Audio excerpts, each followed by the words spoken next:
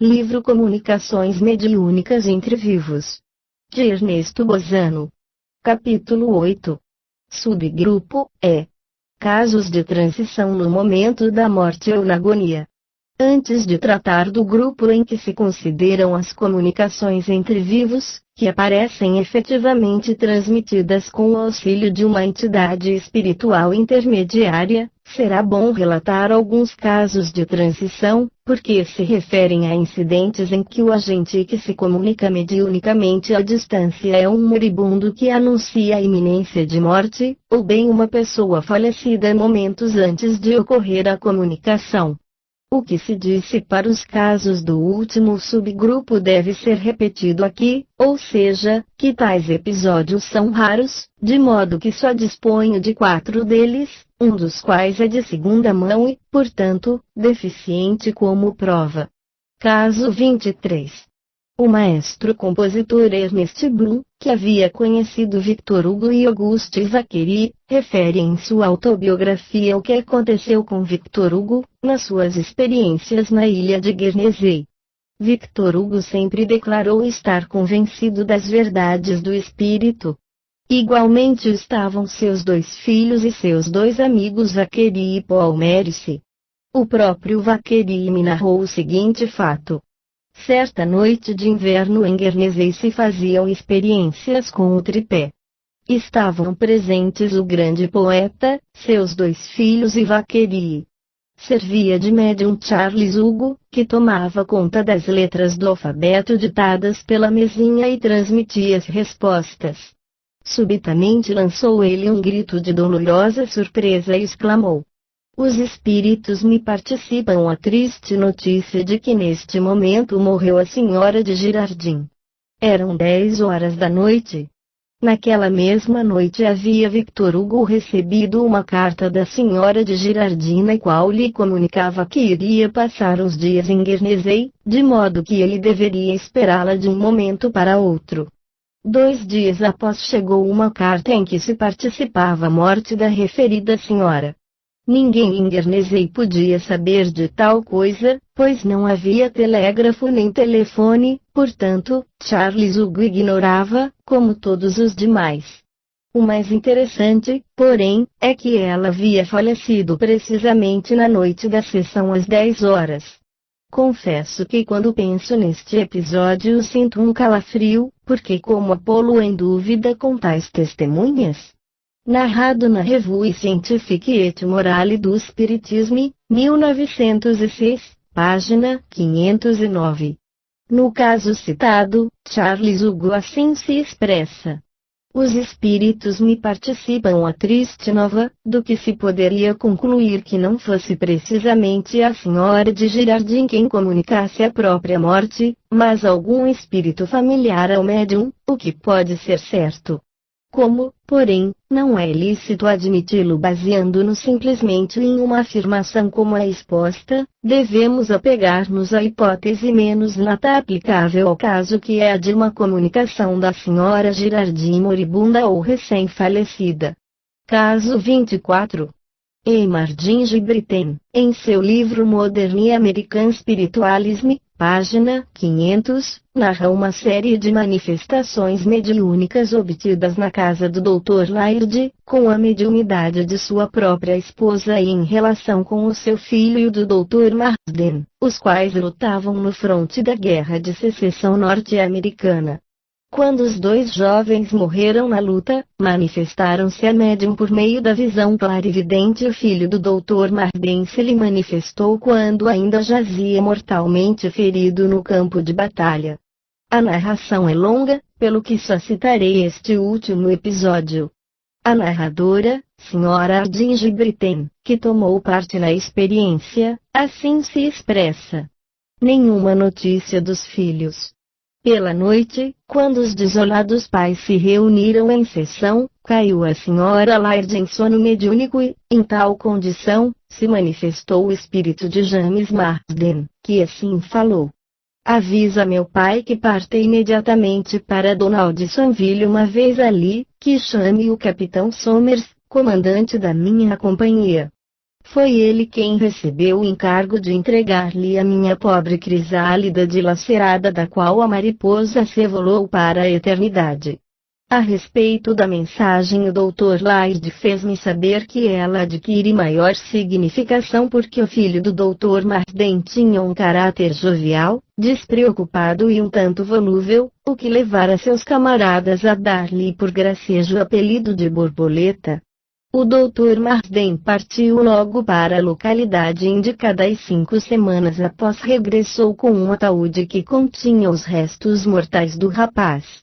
O capitão Somers lhe informou que seu filho caíra gloriosamente coberto de ferimentos, achando-se ainda vivo quando fora transportado para um posto de socorro, onde expirara lentamente. Comparando-se as datas, pôde-se verificar que o seu espírito se manifestara à Sra. Laird algumas horas antes de morrer, quando jazia moribundo na tenda hospital. Antes de expirar, havia pedido ao capitão Somers que informasse seus pais da sorte que tivera e que o mandasse enterrar num lugar bem marcado a fim de facilitar ao pai o trabalho de identificá-lo quando viesse buscar os despojos. O capitão Somers fizera-lhe a vontade, mas não chegou a escrever ao seu progenitor porque adoecera gravemente. Quando viu este chegar, supunha que ignorasse tudo e quando o velho lhe narrou todo o caso, informando do modo como soubera do acontecimento, o capitão ficara profundamente impressionado. O episódio narrado difere dos outros porque se deu pela mediunidade vidente e apresenta muita analogia com os casos comuns de telepatia, salvo que em nosso caso não se tratava de um percipiente em estado normal de vigília ou sono, e sim de um médium em estado de transe.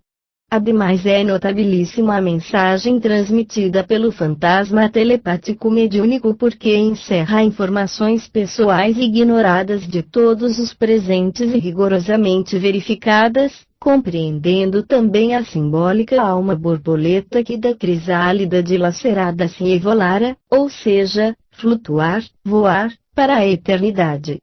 Tal comparação faria também supor que quando o jovem herói se manifestara médium, já estivesse morto e assim caso em exame se transformaria em ótimo exemplo de identificação espírita. Caso 25. Tomo do volume 1, página 376, do jornal OFT-SPR, o qual foi narrado pelo professor William Barrett. O episódio se contém em 2 cartas, uma de 29 de setembro de 1882 e a outra de 24 de março de 1885, dirigidas àquele pelo Sr. Samuel Jennings. Extraio de tais cartas os seguintes trechos. Querido professor, em resposta à sua pergunta, relato-lhe um caso contado pelo próprio protagonista, o Sr. Nelson, falecido há pouco. Tinha ele a faculdade de escrever automaticamente por impulso de influências estranhas. Aconteceu certa vez que teve um sentimento de presença espiritual quando se achava no trem, viajando de Kanegunji para Calcutá. Pegou então uma folha de papel e um lápis e esperou calmamente. É difícil escrever num trem em marcha, mas conseguiu fazê-lo e obteve uma comunicação em que o agente era a própria filha do Sr. Nelson, que se achava num colégio da Inglaterra. Dizia que acabara de morrer naquele instante, de uma doença inesperada, descrevendo as circunstâncias em que a sua morte se dera e as pessoas que assistiram, acrescentando que tinha querido manifestar-se a ele a fim de lhe dar o último adeus. A mensagem produziu no Sr. Nelson agitação que é de se supor, pois ignorava a enfermidade da filha. Chegando em casa disse que estava muito preocupado com a saúde de sua filha Bessie, porém só deu conhecimento da comunicação a uma filha casada, pedindo-lhe que a aguardasse até a chegada do correio da Inglaterra. Quando esse chegou, tudo se confirmou em seus menores detalhes. O caso exposto é importante, mas, infelizmente, é referido em segunda mão. Certo é, porém, que a autoridade do professor Barrett, que o recebeu e publicou, constitui prova suficiente para a autenticidade do mesmo. Caso 26. Aparece no volume 2, página 67, do jornal OFT-SPR. Trata-se de um caso muito conhecido porque citado com frequência. O Dr. Lebault, de Nancy, escreve a Mirs. Apresso-me em comunicar-lhe por escrito o seguinte caso de transmissão de pensamento. O fato se deu com uma família francesa, residente em Nova Orleans, vinda de Nancy para uma liquidação de negócios. Conheci a referida família por haver tratado pelo hipnotismo a senhorita B, sobrinha do Sr. M. G., chefe da família em questão. Padecia de uma leve anemia com tosse nervosa contraída em incoblência num colégio do qual era professora. Facilmente a pus em estado sonambúlico e ficou boa, e tal facilidade nos fez supor que provavelmente tinha faculdades mediúnicas. A senhora G já as possuía, pelo que tratou de exercitá-la na escrita automática, esperando poder comunicar-se com os espíritos, e em menos de 2 meses se revelou uma boa médium escrevente. Eu mesma vi traçar rapidamente páginas inteiras de escrita automática, que tinha por comunicações, em forma impecável, quando simultaneamente falava com os presentes. Particularidade curiosa. Ignorava tudo o que sua mão escrevia, do que deduzia que algum espírito a movia. Certo dia, 7 de fevereiro de 1868, pelas 8 da manhã, no momento de sentar-se à mesa para uma refeição ligeira, experimentou um impulso irresistível de escrever automaticamente. Tomou o seu caderno e febrilmente rabiscou uns traços indecifráveis e, quando acabou a agitação do seu espírito, pôde-se ler que uma certa Margarida lhe anunciava sua morte. Era uma sua amiga, também professora e companheira de pensão em Coblença, e, naturalmente, todos acreditaram que a moça havia morrido. A senhorita B escreveu no mesmo dia outra amiga inglesa, instrutora do mesmo colégio, sem revelar o motivo por que o fazia, alegando um pretexto qualquer.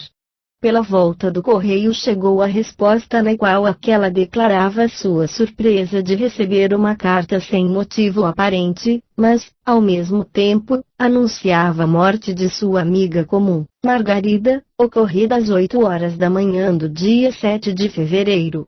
No interesse da ciência, lamento não haver pensado em ir junto com a família G ao telégrafo para convencer-me de que se havia recebido na referida manhã um telegrama de Coblença, mas a honorabilidade de tal família estava acima de qualquer suspeita. Mier diz que, ainda prescindindo da impossibilidade de que uma família inteira conspirasse para enganar um amigo, a natureza da resposta recebida de Coblença demonstra que quem escrevia sabia que não se havia enviado telegrama algum. Do ponto de vista da manifestação em si, cabe fazer notar que a moça enferma se extinguira pelas 8 da manhã e que em tal hora se manifestava mediunicamente amiga distante, ou seja, que a manifestação pôde se produzir tanto 1 minuto antes, como depois da morte, ainda que seja mais provável esta última hipótese, já que a comunicante participa à sua morte. O Dr. Lebault classifica o caso de transmissão do pensamento, pois na época em que escrevia não havia ainda nascido a palavra telepatia, porém ambas as definições se equivalem. Não se esqueça, porém, que neste caso a telepatia se exerce mediunicamente, o que a diversifica da forma sensorial e aproxima das manifestações telepáticas dos mortos.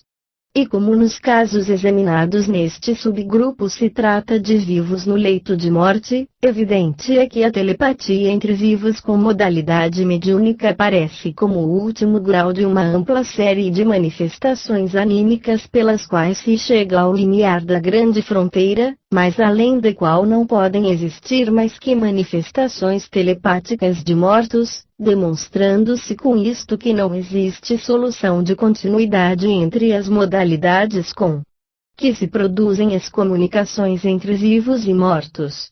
Em outras palavras, uma vez mais temos de reconhecer que o animismo prova o espiritismo.